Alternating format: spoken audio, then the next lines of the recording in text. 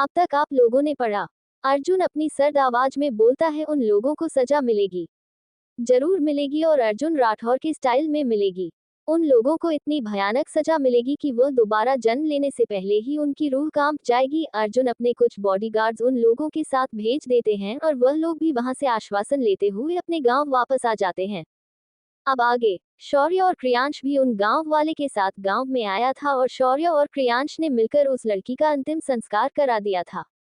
फिर क्रियांश और शौर्य और उनके साथ एक लड़की भी थी। लड़की का नाम मानसी था और मानसी शौर्य, क्रियांश और खुशी के साथ उन्हीं के कॉलेज में पढ़ती थी। एक तरीके से कहा जाए तो मानसी खुशी की बॉडीगार्ड थी, जो कि खुशी को नहीं पता था। बस खुशी उसे अपनी बेस्ट फ्रेंड मानती थी। मानसी मार्शल आर्ट में वेल ट्रेन थी। मानसी एक अनाथ लड़की थी और अर्जुन के एक अनाथ आश्रम में रहती थी।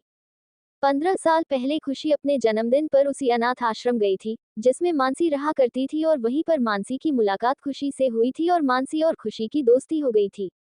अर्जुन के अनाथ आश्रम में हर बच्चे को स्पेशल ट्रीटमेंट दिया जाता था। किसी भी बच्चे को वहां पर किसी चीज की कमी नहीं छोड़ी जाती थी, और जब मानसी ने अपनी मार्शल आर्ट की ट्रेनिंग शुरू की थी तो अर्जुन ने उसे पूरा सपोर्ट किया था, और अर्जुन के सपोर्ट से ही मानसी नेशनल लेवल पर गोल्ड मेडल जीती थी। और घर की सभी औरतें चाहती थी कि मानसी की शादी शौर्य से हो जाए, क्योंकि मानसी घर में सभी को शौर्य के लिए एकदम परफेक्ट मैच लगती थी। शौर्य भी मानसी को पसंद करता था, लेकिन शौर्य नहीं चाहता था कि मानसी किसी भी दबाव में आकर या फिर जबरदस्ती शादी के लिए हाँ कहे, इसीलिए शौर्य ने अपने घर वालों से साफ साफ कह दिया था कि बिना मानसी की मर्जी से मैं उससे शादी नहीं करूंगा। इसीलिए किसी ने भी मानसी के साथ कोई जबरदस्ती नहीं की थी। 4x मानसी शौर्य और प्रियांश के साथ इसीलिए यहाँ पर आई थी क्योंकि उन्हें उस पुलिस वाले के बारे में सारी इन्फॉर्मेशन निकाली थी और इस मामले की पूरी जांच पड़ताल करनी थी, और उसके लिए उन्हें एक लड़की की जरूरत थी। इसीलिए मानसी को उनके साथ भेजा गया था। मानसी जितनी हार्ड वर्क थी उतनी ही खूबसूरत भी थी। 5 फुट 6 इंच की हाइट, गोरा रंग, लंबे घने काले बाल, खूबसूरत कत्थई आंखें, बड़ी बड़ी पलके, पंखुड़ियों जैसे मुलायम पतले होंठ और परफेक्ट फिगर। अब मानसी को करना ये था कि पुलिस स्टेशन में जाना था और अपनी खूबसूरती के जाल में उस बड़े साहब को फंसाना था। लेकिन वह बड़ा साहब मानसी को उंगली भी ना लगा पाए। इस बात की कड़ी हिदायत क्रियांश और शौर्य को अर्जुन, हर्षित और काव्यांश से मिल चुकी थी। हालांकि मानसी खुद इतनी काबिल थी कि उस बड़े साहब को धूल चटा सकती थी, लेकिन फिर भी हर्षित, काव्यांश और अर्जुन ने शौर्य और क्रियांश को कड़क वार्निंग दी थी कि वह मानसी का पूरा ध्यान रखें। मानसी, शौर्य और क्रियांश इस वक्त पुलिस स्टेशन के सामने खड़े थे। क्रियांश मानसी को बोलता है, चलिए भाभी, आप अपनी खूबसूरती का जलवा दिखाए। मानसी एकदम हैरान होकर क्रियांश को बोलती है, क्या क्या कहा तुमने मुझे अभी? क्रियांश एकदम से हड़बड़ा कर बोलता है, दीदी, मैंने आपको दीदी बोला। क्रियांश शौर्य और मानसी दोनों से ही छोटा था। क्रियांश अभी महज 20 साल का ही था। मानसी क्रियांश से 2 साल बड़ी थी और शौर्य क्रियांश से 4 साल बड़ा था।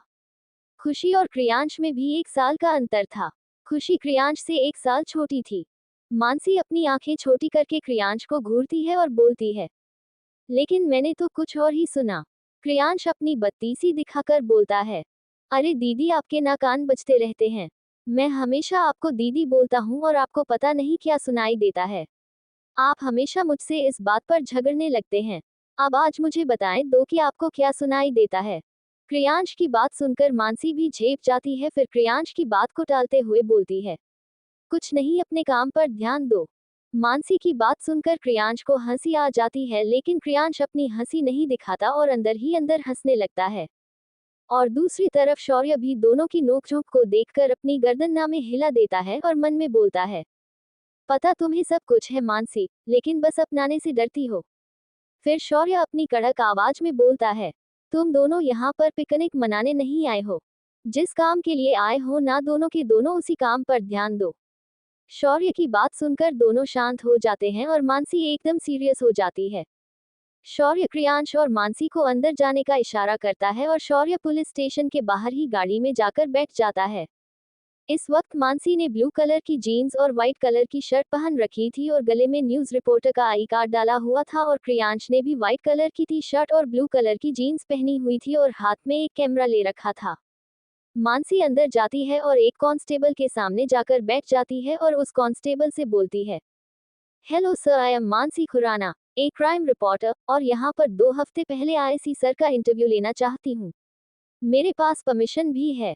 इतना बोलकर मानसी एक लेटर उस कांस्टेबल को दे देती है।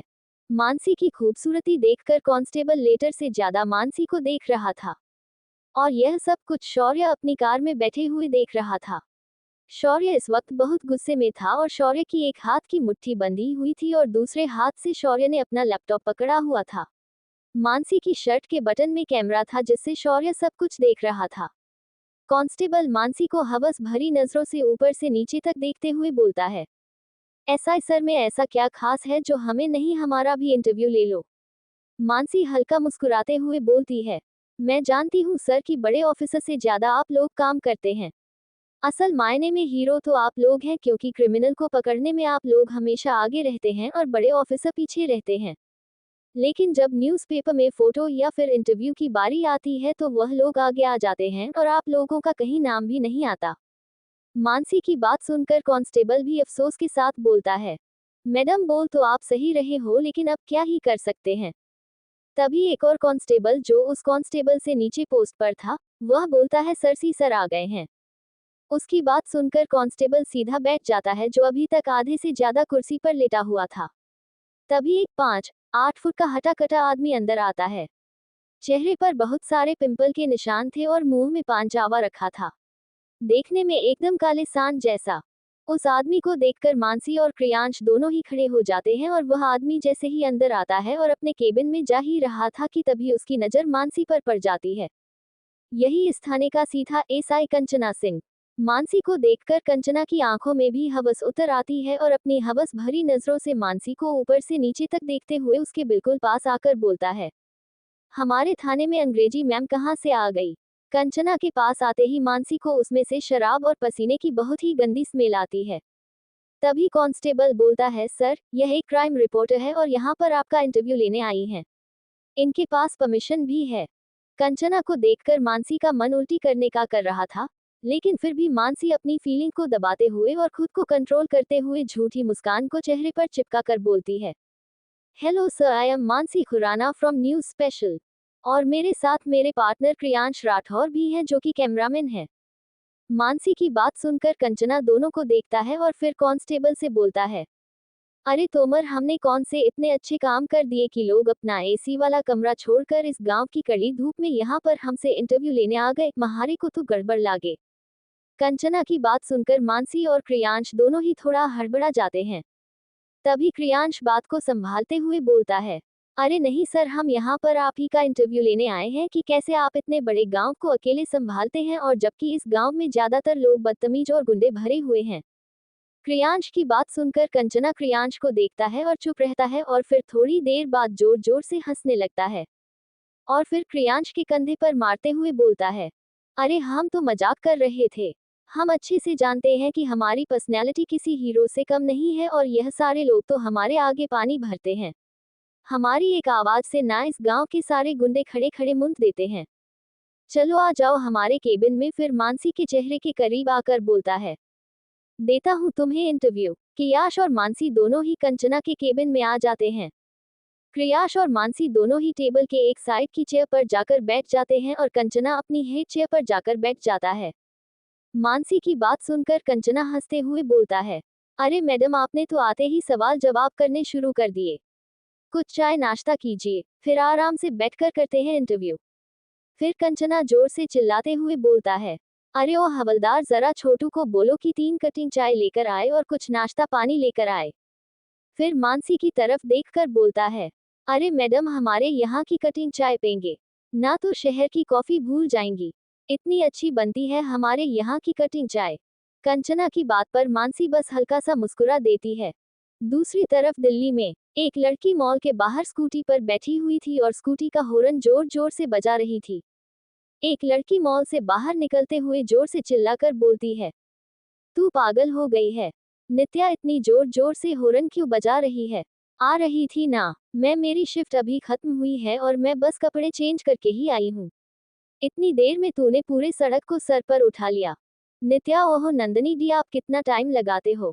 कपड़े चेंज करने में आपकी स्विफ्ट शाम के 7 बजे खत्म हो जाती है और अभी 7:30 बज रहे हैं, तो क्या आपको पूरा आधा घंटा लगता है कपड़े चेंज करने में?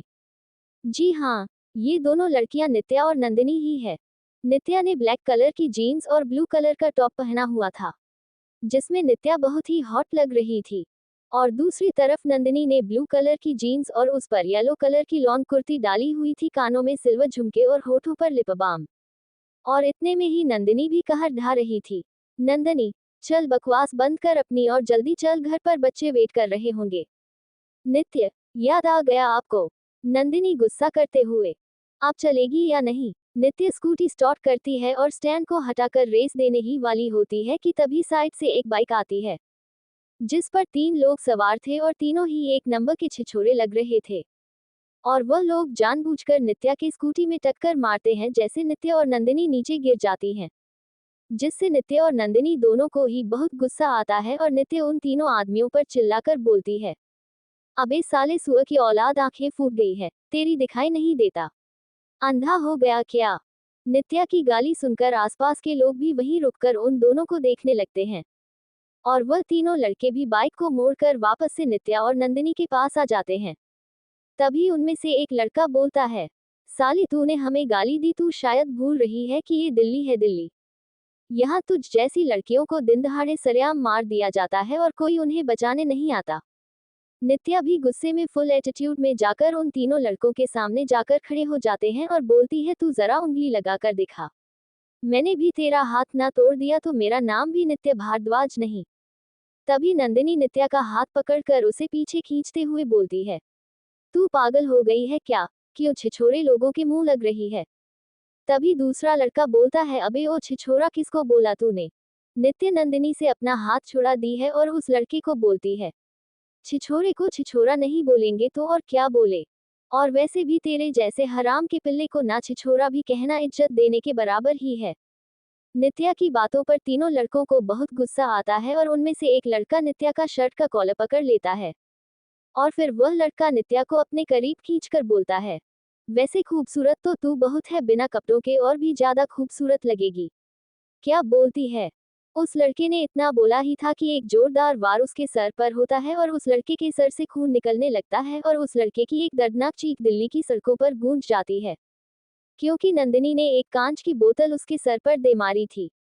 और सभी लोग हैरानी से उन दोनों लड़कियों को देख रहे थे और कुछ लोग तो अपना फोन निकालकर वीडियो बनाने लगे थे। फिर वह दोनों लड़के भी आगे आते हैं तो नंदिनी और नित्या दोनों ही उन लड़कों से भीग जाती हैं। इस समय सड़क पर एक घमासान युद्ध चल रहा था, जिसमें 2 लड़कियां उन तीनों लड़कों को बुरी तरीके से मार रही थी और सभी लोग इस नज़ारे का मजा ले रहे थे और कुछ लोग उनकी वीडियो बना रहे थे। तभी वहां पर पुलिस आ जाती है और उन तीनों लड़कों को अरेस्ट करके वहां से ले जाती है और उन दोनों लड़कियों को शाबाशी देती है। उसके बाद नित्य और नंदिनी दोनों ही घर आ जाते हैं और घर आकर आराम से दोनों सोफे पर बैठ जाते हैं।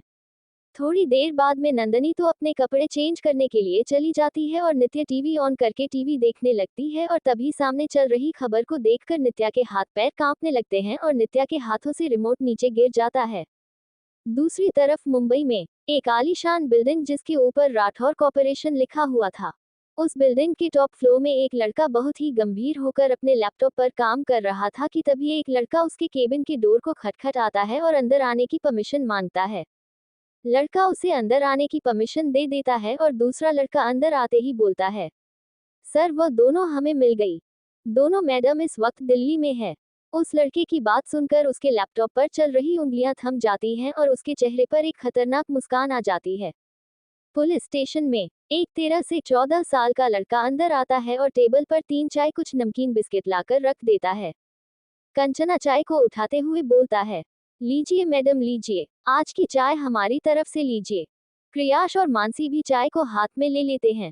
फिर कंचना बोलता है, अरे मैडम अब क्या ही बताएं, हमारा तो काम ही है जनता की सेवा करना। अब आए दिन हमें इसी काम में तो लगे रहना पड़ता है। ना जाने कितने लोगों को मरने से बचाया है और कितने एनकाउंटर किए हैं याद भी नहीं। और कितनी ही लड़कियों को तो उन दरिंदों से बचाया है जो उनकी इज्जत लूटना चाहते थे। और इस चक्कर में ना जाने कितने जख्म अपने ऊपर खाए हैं हमने। मैडम जी आप क्या जाने हम पुलिस वालों की तकलीफ। मानसी चाय के कप को टेबल पर रखते हुए बोलती है। जी सर, बिल्कुल, आप बिल्कुल सही बोल रहे हैं, लेकिन यहाँ पर आने से पहले मैंने भी कुछ आपके बारे में छानबीन की थी, तो उस हिसाब से आप पर 17 मर्डर केस और 10 बलात्कार के केस चल रहे हैं, और ये तो वो केस है जो आपके खिलाफ ऑफिशियली दर्ज कराए गए हैं। अनऑफिशियली कितने हैं ये भी कुछ पता चला है मुझे। मानसी की बात सुनकर कंचना के हाथ हवा में ही रुक जाते हैं और कंचना सीधा बैठकर मानसी को घूरने लगता है। फिर मानसी अपने चेहरे पर एक तिरछी स्माइल आकर बोलती है, और एक दिन पहले आपने ही एक लड़की को बिना किसी वजह के अरेस्ट किया और 2 दिन तक अपने लॉकअप में रखा, और फिर 2 दिन तक लगातार उसके साथ गैंगरेप किया और फिर उसे बड़ी ही बेरहमी से मार डाला। क्यों सही कह रही हूँ ना मैं ऑफिसर कंचना? तो इस तरह से आप अपना फर्ज निभाते हैं, जनता की सेवा करते हैं। ये